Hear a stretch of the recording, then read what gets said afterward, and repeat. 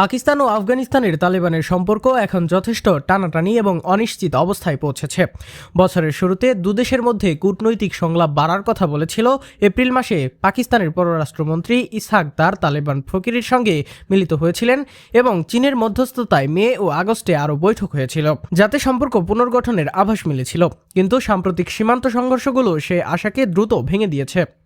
গত কয়েকদিনে সীমান্তে তীব্র গোলাবর্ষণ ও অপপ্রচারের মধ্যে দুই পক্ষেই বড় মৃত্যুহার সংবাদ প্রকাশ করেছে। ইসলামাবাদ বলছে 2 শতাধিক তালেবান যোদ্ধা নিহত হয়েছে, আর তালেবান বলছে 58 পাকিস্তানি সেনা মারা গিয়েছে। সীমান্ত সংঘাতে পাকিস্তানের অন্তত বেশ কয়েকটি চৌকি আফগান ভূখণ্ডে নিয়ন্ত্রণে নেয়ার দাবি ও কাবুলের বিস্ফোরণের পরে তালেবানের প্রতিশোধের ঘোষণা উভয় পক্ষের উত্তেজনা বাড়িয়েছে। সমস্যার মূল উৎস হিসেবে ইসলামাবাদ তালেবান শাসিত আফগানিস্তান থেকে সশস্ত্র গোষ্ঠীগুলোর আশ্রয়নের অভিযোগ করে। বিশেষত Tehrik e Taliban, Pakistani TTP, Balochistan liberation army এবং আইএস খোরাসানকে।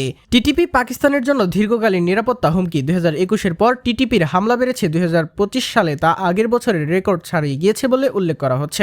তালেবান এই অভিযোগ অস্বীকার করেছে।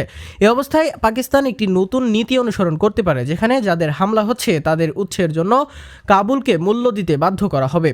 কিছু বিশ্লেষক মনে করছেন ইসলামাবাদ আফগানিস্তানকে এভাবে চাপে রাখার জন্য কৌশলীভাবে কায়েম থাকতে পারে। এমনকি পরিস্থিতি অবনত হলে তালিবান বিরোধী গোষ্ঠীগুলোর প্রতি সম্পর্ক পরিবর্তনের ইঙ্গিতও দেখা যায়। তবে সামরিক ভারসাম্যের বিষয়ে বিশেষজ্ঞরা বলছেন, তালেবান রণদক্ষতা থাকলেও পাকিস্তানের সামরিক ক্ষমতা বড় এবং বিস্তৃত আক্রমণে তারা প্রতিহত করতে সক্ষম।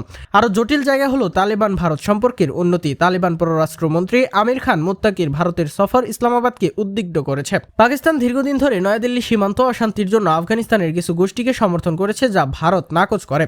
বিশ্লেষকরা বলছেন, যদি কাবুল পাকিস্তানের নিরাপত্তা উদ্বেগ উপেক্ষা করে, তাহলে পাকিস্তান কূটনৈতিক ও সামরিক বিকল্প খুঁজে নিতে উদ্গ্রীব হবে এবং সেই সিদ্ধান্তের রিজিওনাল প্রভাব বড়। বর্তমান উত্তেজনা দুই প্রতিবেশীর মধ্যে সম্পর্কে ঝুঁকিতে ফেলছে এবং আঞ্চলিক স্থিতিশীলতার জন্য বড় ঝুঁকি তৈরি করছে।